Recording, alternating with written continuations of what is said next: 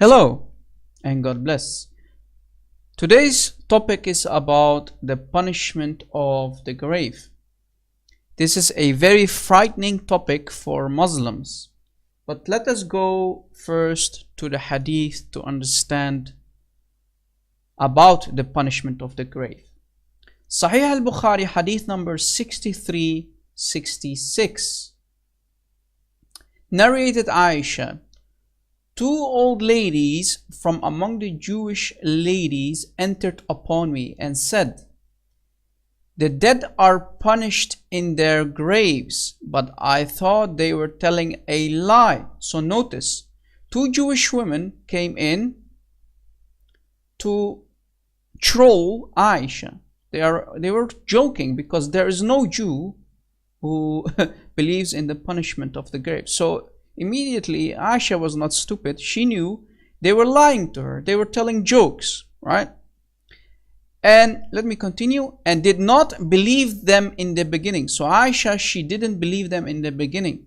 When they went away and the Prophet of Islam entered upon me, I said, "O Allah's Messenger, two old ladies," and told him the whole story. Muhammad said, "They told the truth." Did you catch it? So Muhammad was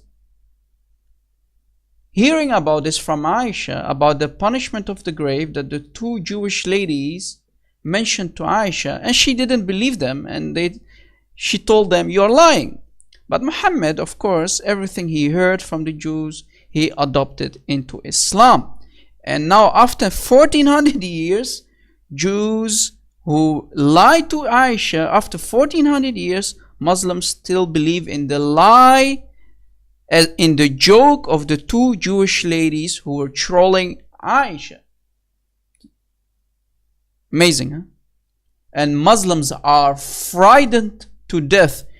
They count the days when they will die and they will be put inside the grave, because two angels will come and they will test them, and they will ask them couple questions to see if they are Muslims, true believers or not. Let me play for you a video from a Muslim sheikh who is explaining the punishment inside the grave. And when the soul leaves the deceased body and is carried to his grave, the righteous soul will say, "Bring me closer, bring me closer." And the wicked one will say, "Oh my Allah, where are they taking me?" After the funeral prayer on the deceased is over, the grave will say, "I am the house of exile, I am the house of loneliness, I am the house of dust, I am the house of worms."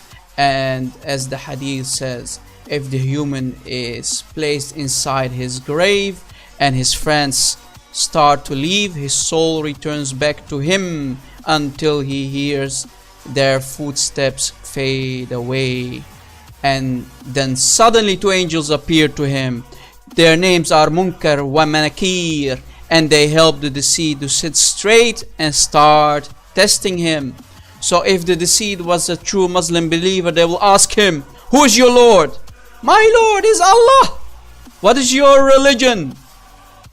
"My religion is Islam." "Who is the man who sent to you?" "He is Rasulullah." "And how do you know?" "I read the book of Allah and I believe in him and accepted him."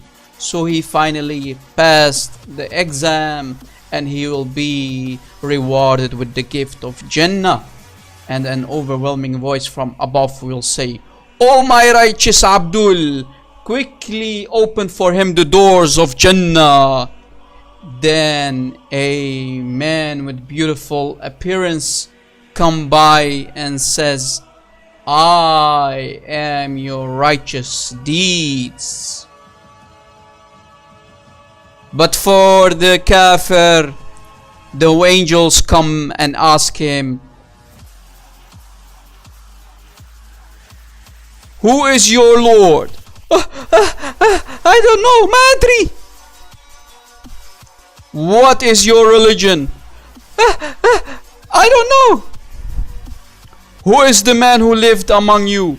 I don't know, ما أدري. And the angels tell him, you don't know and you failed your test.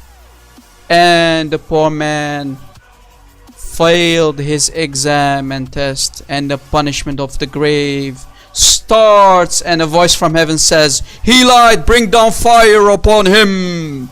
And the angel starts to hammer him down with a big sledgehammer.